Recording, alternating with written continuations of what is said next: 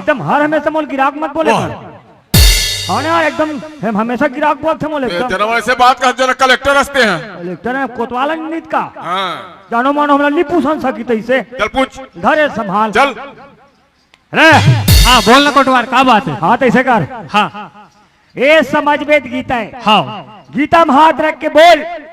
जो कुछ कहूंगा सच कहूंगा। हाँ झूठ के सिवाय कुछ नहीं कहूंगा। हर कोतवाल झूठ के सिवाय कुछ नहीं कहूंगा। अरे सच के सिवाय कुछ नहीं कहूंगा। बोलना। वाह एला बोलना। सुना था कोटवार। हाँ। ते आज हमला मीटिंग बुला ले कोटवार। हाँ। ते हमला बने बने पहना तो हाथ देखथस। या बने बने खाद पियत देखथस। वाह बने बने आदमी सरेंगा देखथस कोटवार। हाँ ते हमर मन में जलथस कोटवार। आज तोर मीटिंग में नहीं रहन कोटवार। चल बाबूजी। कभी तेरी झोपड़ी गलकटियन के पास